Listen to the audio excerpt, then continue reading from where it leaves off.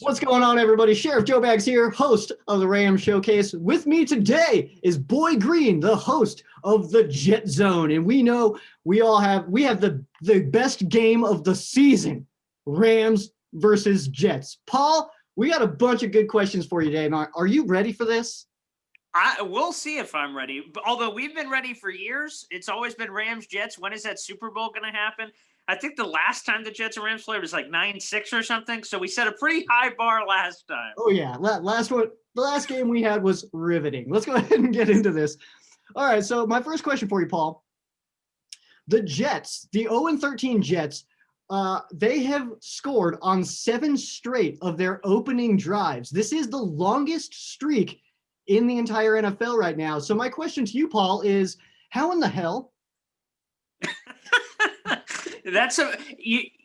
While it's stupid impressive, they were tied originally with the Kansas City Chiefs. Okay, Patrick Mahomes, Andy Reid, defending Super Bowl champions, and the 0-12 Jets. So it was weird. But if you really think about it, and I'm not trying to denigrate the cool streak, it's fun and great. But to me, as a former football player, you have scripted plays all week long. You're working on scripted offense that you're like, all right, we're going to do this. And then eventually, shit hits the fan. And then you're like, boy, now we got a coach. Now we got to play. That's where the 0-12 Jets have really come home strong. But in terms of the scripted play, I think Adam Gase, for as sucky and crappy as he is with everything, I think he's pretty good at coming up with an opening drive that he's like, all right, in a perfect world, we get the ball and all these things are going to happen. They happen. And then the rest of the game falls apart. That's really it. Sounds like Mike Martz would be the perfect coach for you guys. My next question here is, why does Adam Gase still have a job today? That's a great question because throughout this process, earlier the Jets played the Broncos. I know you're out there in Broncos country. The Jets played the Broncos in like a primetime game. It's like week 3, week 4, and it was Thursday night football. And there was a lot of mounting pressure from the media that said, boy, if Adam Gase loses this game, he is done. Of course, as we know, 0-12 Jets, they certainly lost that game. But I think the big thing that the reason why Adam Gase still has a job is the owner of the Jets, Christopher Johnson. He came out after the week 1 loss to the Buffalo Bills, and he came out and said, Adam Gase is my guy. He's an offensive genius. He's the guy. And to come away, 3 weeks later to say, yeah, what I said, sorry about that. That's no, he's an idiot. I'm an idiot. And I think it's also important to note here, because Rams fans probably don't know this, Christopher Johnson isn't really the owner. His brother, Woody Johnson's the owner. We're not going to get into politics on this show, but Woody Johnson was working for the president over in UK, so he couldn't be the owner of the Jets at the same time. So he said, hey, little bro, take care of this for me. So little bro made the hire of Adam Gase. So I think he really wants Adam Gase to succeed so he doesn't look like an idiot. So I think really, and then we got to a certain point where I'm sure the Jets were like, and Joe Douglas was like, well, Joe Douglas, the general manager of the Jets, was probably like, well, since we're already here, why not keep losing, basically? They obviously haven't said that to a front. They want to win football games. But I think that's the key here is that basically the acting owner, Christopher Johnson, doesn't want to look any more like an idiot than he already is. Reasonable. All right. So as a Rams fan, we are familiar with Greg Williams. We had Greg Williams as our defensive coordinator for a short time. I wanted to ask you this question. Is there any more Greg Williams way to end your time with a team and potentially your career than sending the house on a Hail Mary situation?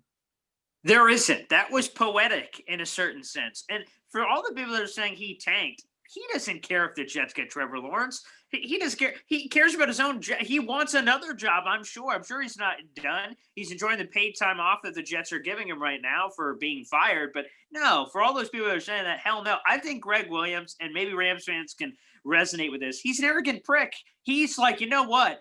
I'm going to deliver the Jets their first win of the season, and the lasting image of that first win is Derek Carr, 8 yards driven into the backfield on his back on a sack. That's what I think Greg Williams is arrogantly like, yeah, this is how this game's going to end. Blitz everybody. And then a guy who heard it in the headset, the player Neville Hewitt, who we've had on the Jets before, went, wait, what? He wants us to what? All right, here we go. Let's do this. And then they obviously miss, and it's a touchdown they lose. But how poetic is that to lose like that? Of course he gets fired. Adam Gase, by the way, has full autonomy over his coaching staff. So a lot of people said, Adam Gase still making coaching decisions. That means he's got to be back. No, he can fire and hire whoever he wants because inevitably Greg Williams is going to get fired at the end of the year anyway. Year one was great last year, but analytically, if you look at it for Greg Williams, after that first year of success and all the different stops he's been over the last 30 years, that's when it starts to, the message wears thin and his time usually runs out in those places. Yeah, Greg Williams. So many memories, so Yeah. many, with just like that little spot of gray. Yeah. So Yeah, that's almost like a rogue superhero thing. Yeah, I don't know what's up with that. Yeah. Give me a percentage on Trevor Lawrence to the Jets. If they get the number one pick, it's 1,000,000%. And I struggle with this because before the year, and you guys can't see this from the camera angle, but right to my immediate right is a full-length Sam Darnold fathead, pillar to post. I don't know what I'm doing with that in the future. And then diagonally to my right here, I've got an autographed Sam Darnold hat. As soon as he walked off the stage, he signed a hat. And for some NFL shop Instagram thing, he gave it away and I won it. I'm like, oh, we got a franchise quarterback. I got all this merch. This is great. And then obviously Howie's regressed this year. And, the Jets have to, make a decision on his fifth-year option coming up in May, which is going to be about $25 million. They got to make some business decisions. If they get the number one pick, they are 1,000% drafting Trevor Lawrence first overall. No question, no debate. And they would trade Sam Darnold. Albert Breer of Sports Illustrated says that he believes the Jets can get a second and a third round pick for Sam Darnold, which may seem to the outside looking in, seems like a lot to me. I'm going to maintain this. This is the hill I'm going to die on. I think ultimately by the end of the day, the Jets get a late first round pick for Sam Darnold. And that may sound crazy because, again, he has sucked. He has been terrible. This is the worst year of his career. But I think a lot of people are going to look at it and say, well, yeah, but Adam Gase sucks with us. He'd be pretty good. And I think that's ultimately going to be the rationale there. But Trevor Lawrence of the Jets is a lock as long as the Jets do what they need to do. And that's lose to your Rams on Sunday. Yeah. Darnold has one thing working in his favor right now, and that is actually the success of Ryan Tannehill in Tennessee. Yeah, sure. Definitely.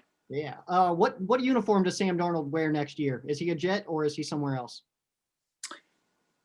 I think your fans are going to hate this, love this, whatever. I think he's a San Francisco 49er. It's what my gut's telling me. I think the Jimmy Garoppolo thing is over. And, Jimmy Garoppolo, it's funny how all this could potentially work out. Jimmy Garoppolo is in my division with the Patriots. It looked like the Patriots had their next guy whenever Tom Brady went away. He gets traded to the 49ers for a second-round pick. Consensus around the league is like, oh, man, that's all they had to give up? Phenomenal. And they pay him a ridiculous amount of money. And he had that ending stretch. I remember where he went like 5-0 or something. 49ers fans like, yeah, he's our guy. Yes. And now he sucks. They're like, oh, God, he's terrible. And the fact of the matter is, I think again, the ceiling is pretty low. And I think you saw that in the Super Bowl. He just didn't make the game-winning plays that were necessary at the end of that game. And that's what the quarterback's supposed to be for. He's supposed to help you win games. It's hard to win in spite of, quarterback play in today's game. So, anywho, I think he's a 49er. I think Kyle Shanahan really likes him a lot.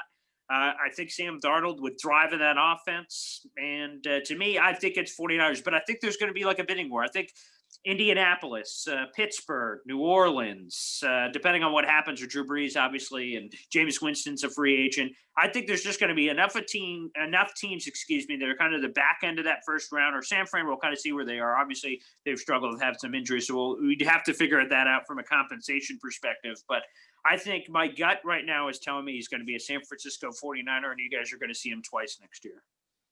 Rams, Browns, and Patriots remain on the schedule for the New York Jets. Is this an 0-16 season?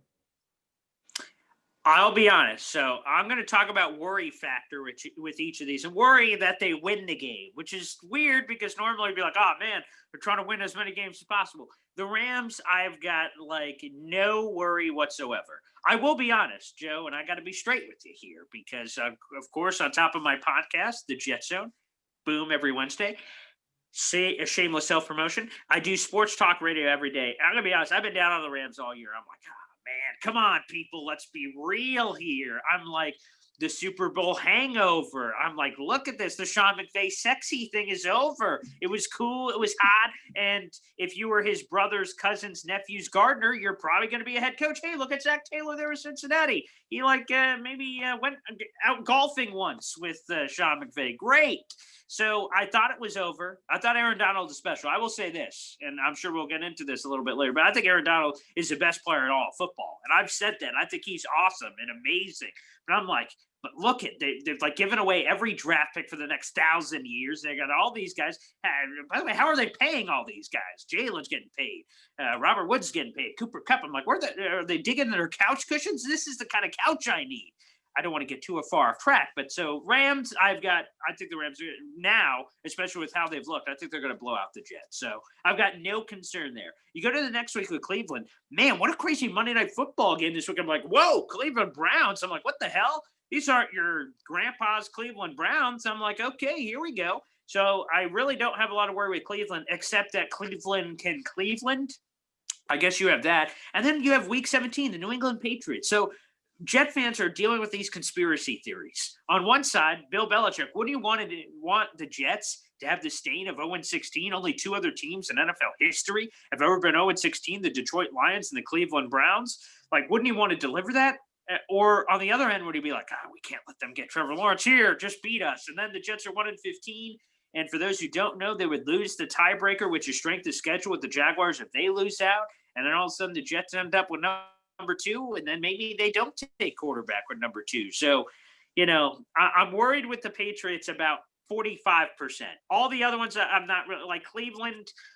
I'm like 30% worried. Rams, it's 0. I have 0 worried. The Rams are going to bend the Jets over the barrel, and they're going to do something dirty to them. Something that I'm going to have to talk to my therapist in 20 years. Like, it is going to be bad.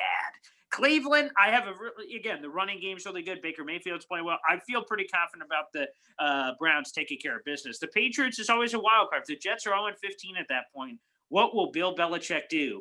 But, the Patriots have been finding ways to win lately, and people thought they would tank for Trevor, and look at them. So we'll see when we get to that point, but that's the game I'm most worried about. What's more likely, the Jets winning a game over the next 3 weeks or me reaching 200 pounds? Joe, I'm going to be honest. We've never met in person. We've worked with each other, obviously, over the last several years. And it seems like, again, I'm just going to make a outlandish claim. I feel like you just eat a lot of food, but like it must just go right through you and nothing retains. Even if you tried to get really fat, I don't think it's possible. Mm-hmm. Like I saw that, I think it was, I can't remember what the app was called, but like it was Old Man Joe. And I was like showing it to people. Hey, look at what Joe's going to look like in 1,000 years. And I'm like, that's it. He's still going to be that skinny. He's going to be that old guy on the rocker, like an anorexic Joseph, just kind of sitting there looking at the sunset. So, you think that that's more likely than the Jets winning a game is me hitting 200? Yeah. You get, despite all that, what I just said, I can't even imagine how you would put on any weight. I still would rather bet on that than the Jets winning a game. They're just terrible. Like, here's the thing. Like, a lot of people have said, oh, man, maybe they're going to find a way to win a game. Like, the Jets aren't even losing close. I know there have been a couple. The Raiders game was close. Patriots game, they were winning by 10. But we all knew the Jets were going to jet. Like, let's be honest. I mean, they've been getting their ass kicked. Like, the Seattle game, that was the biggest blowout for Seattle since their Super Bowl of the Broncos. I mean, everyone's been blowing out the Jets. The point differential has been god-awful. That's the thing I keep going back to. It'd be one thing if every week, wow, they just missed it. They're this close. They're this close. But they're not. And I think really the way they lost that Raiders game, I think that's going to be on their minds for the rest of the season. So some Rams fans, I don't know if you've seen this on my personal Facebook page, some Rams fans are calling this a trap game. As a Jets fan, what do you say to those fans? Because I can't get it across. So as a Jets fan, what do you say to the Rams fans calling this a trap game? So let me answer your question with a question first. Who do the Rams play next week? It's at Seattle. Okay. So while I guess technically by the term of the game, the Rams had, a great win on a short week on Thursday Night Football against the Patriots. I mean, they just beat the living piss out of them. And then, thank you, by the way. And then, of course, you have that Seattle game. So I could see why technically would fit the definition of a trap. But folks, Folks, I mean, come on here. I'm a guy that does a podcast and a YouTube show for this crappy team every week, and I talk about it on the radio. This is not a trap game. And a trap game by what? What have the Jets shown that you're like, oh boy, there's a little something there? And here's this, okay? The last time I checked, the Jets are traveling on the road to the Rams for this game on Sunday. Last time I checked. Adam Gase is like, I don't have the stat in front of me. He's like 9-27 in his last whatever road games. He does not win on the road. He doesn't. And Aaron Donald, what are you going to do? I saw this stat, though, that Aaron Donald is like the most double and triple team defensive lineman like in the NFL, yet he still is like leading the league in sacks. He's in that conversation. Like, what are the Jets going to do with Aaron Donald? Their only hope is to beat him with a crowbar before the game starts or hope he doesn't get on. But I'm pretty sure if you hit him with a crowbar, would not survive that, Paul. Yeah, see, so that's so like again, folks, Rams fans, I get it. There's been moments where your team has let you down when you thought they were going to, go to a next level or bring you up. I'm telling you, there's nothing here. The Jets have had too many injuries. And like I said, that Raiders loss, for those who didn't see it, I'm sure you saw it. The Jets were supposed to win the game. They gave up a Hail Mary-like throw on 3rd and 10 with 15 seconds left on the clock, and they lost. I think it's on all the players' minds. That's what I really feel bad for. I feel bad for the players. Like, us as fans can joke, and we want 0-16 because it gives you the number one pick. But the players, like, Jesus Christ, they're like, finally, we got to win. And then they see touchdown. They're like, oh, wow. So that was our best chance. And I think that's just going to mess with them. So in every game that they think they have a lead or they start going down big, they're going to be like, here's another one, another L. I think it's hard to look over that. So no trap game here. I get a Rams fan. It's not going to happen. Rams are going to blow out the Jets. All right, so I am Sheriff Joe Bags. So this next segment here plays off of that a little bit. We call this one the quick draw with Sheriff Joe Bags. So it's kind of rapid fire. Not that many of them. There's only 6 of these, all right? Okay. So you know how rapid fire stuff goes. I don't really need to explain it that much. I'm sure anybody listening knows as well. So let's go ahead and hop into it. Over under 9 points for the Jets.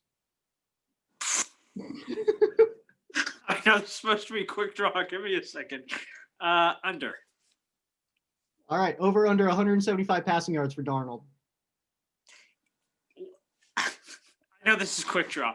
I'm going to say under, but it's embarrassing. Seattle's secondary last week is historically one of the worst secondaries in history. And he's for the last 5 or 6 games in a row, Darnold's under 200 yards passing. What is this, 1942? How the hell do you get under 200? When I saw the stat, the Jets in the third quarter last week had -6 yards. How do you have -6? What? What? How does that happen? So yes, under, which is baffling in today's NFL, where it's easier to score points than ever before.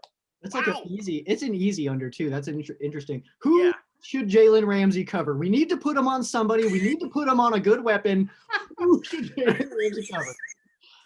Normally, that would be a first for upon the Rams, boy, we're playing a lot of really good wide receivers here. Who do we put him on? It's tough. The Jets are phew. So, he's got to go on somebody here. Who's played well enough to have Jalen Ramsey cover them? No one. But I will say this. Denzel Mims, rookie wide receiver out of Baylor. They drafted him in the 2nd round. He didn't play last week, not because of injury. He's actually been fantastic. And despite the fact being in the 32nd ranked offense in the league. So I would say Denzel Mims. He's a guy who didn't play last week. He had a family medical emergency. He had to fly back to Texas. And because of COVID protocols, he had to have a COVID protocol test on Wednesday. But obviously, he was dealing with the family emergency. So he missed that. So he couldn't have the proper testing to be ready for Sunday. So he missed the game on Sunday. But he's been super impressive. He's had at least 40 yards receiving in most of the games in the last 6 or 7 games, which sounds like nothing. But for the Jets, it's something. He's a very physical wide receiver. Go gets the ball. Great catcher of the football. Denzel Mims would probably be the guy. I wanted Mims. We took Jefferson. I'm okay with it. The next question here is I took the Rams. I started gambling. I'm living in Colorado. I can do that. It's cool. I took the Rams minus 34.5. What should I buy with my winnings? Yeah. Again, in New York, we can't yet. So that's not, unfortunately, which doesn't make any sense whatsoever. But different conversation for a different day. Boy, whatever you want. To me, that's a guarantee. You know what the worst part about that is I took the Rams minus 34.5. It's only plus 700. It's not even that much money. Oh, really? I'm surprised. I would have thought with like the money that big, because I think the line when it opened this week 17. was only 17 points or something, Yeah. the Vegas line. So, yeah, I would have think doubling the Vegas line, you think would have given you a little bit more scratch. No, plus 700 for 34.5 points. Anyway, next one here. Who's going to be the player of the game? Aaron Donald. And I'm sure he's probably been the player of the game for the Rams like every game of his career. But again, the Jets have had a lot of issues on the offensive line. Their left guard has been out. Their right guard has just been put on IR. He's out for the season now. So Aaron Donald's going door number 1, 2, 3, 4, 5. Where do I line up? Maybe I'll just blindfold myself to make it a bit more challenging and just try to see what happens. He's going to be the player of the game. Right. I didn't write this down, but maybe this is the game that we see Aaron Donald at running back. I've got my fingers crossed. I've been waiting to see it all these years. I mean, in a game like this, he could probably play all 22 positions of both offense and defense. We might even see bone gray jerseys on yellow pants. It could be a hell of a weekend. All right. This is my last one of the rapid fire. We'll rapid fire.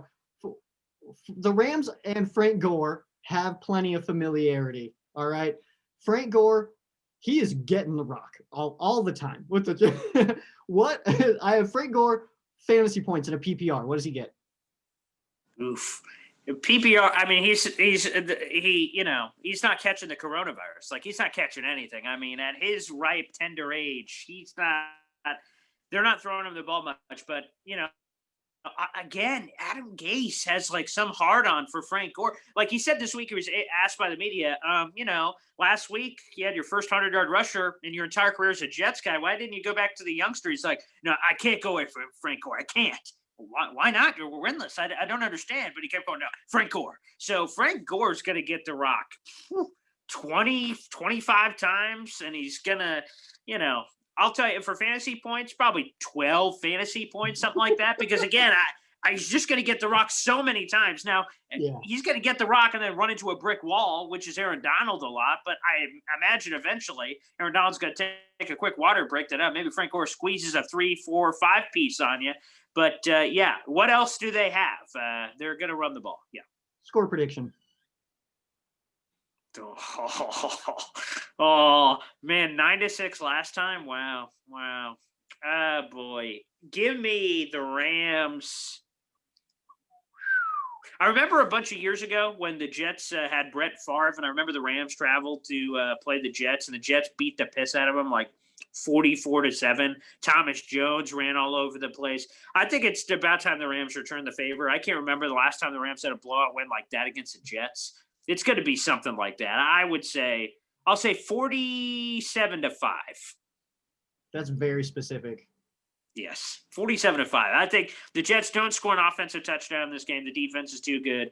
But I think that maybe they kind of get some weird safety on the Rams and then maybe a field goal. Although they missed a bunch of field goals last week, so nothing's guaranteed. That Rams defense is absolutely no joke. I'm not sure that the Jets can score on this defense.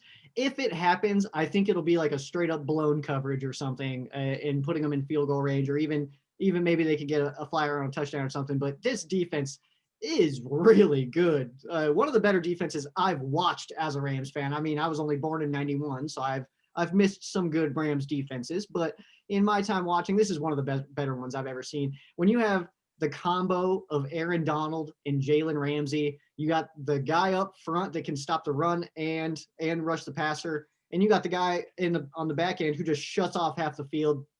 We're looking pretty good. All right, so this is my last question for you, Paul. Write Monday's headline after this game. What's the Monday morning headline? Okay. Wow, this is a good question. Rams pummel Jets. I'm trying to think of something sassy, something sexy, something quick witty, but like Jets grounded by Rams. this is terrible. But I think really what it's going to be is like, depending on where the city is for the headline for the Jets, tank for Trevor, stronger than ever, something like that. And then like for the Rams side of it, the NFC West title is even closer in grasp, something like that. I just have my New York headline is just who's next. I love that. That's great. And you can That's take great. in many ways of like who's the next one to just beat up on the Jets, or maybe. And I guess I have fingers crossed for you. I know you didn't even want Adam Gase to start, so fingers crossed that maybe he can get beat bad enough to not come back for the last two. I don't know. But it's also a pandemic season. It's a very difficult way to like try to see who's going to be out and who's going to be in. Paul, where can we follow you on social media? Of course, it's easy. It's at BoyGreen25, BOY Green the Color 25 on all social media, Facebook, Twitter, Instagram, and make sure you check out the show. I know this is a Rams show and a Rams podcast, but I love Joe, Sheriff Joe Baggs. He's been great, so make sure you hit up the Jet Zone, a weekly New York Jets podcast. Yeah, if you guys like this content, make sure you guys don't check out the Jet Zone because it's a lot more sad than this. It is. It's a lot of sadness, but also there's like been just an embracing of what it is. So I think that happened in an early portion of the season where it wasn't like, oh man, we blew another game. Oh wow. It's like, wow, guys, we're almost there. 3 games to go. The offseason should be really exciting, but there are 3 more games to work our way through here. All right, there it is. Thank you very much, Paul. See ya.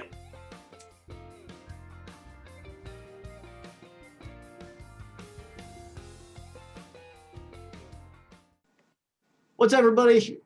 That was terrible. What's everybody? What's everyone?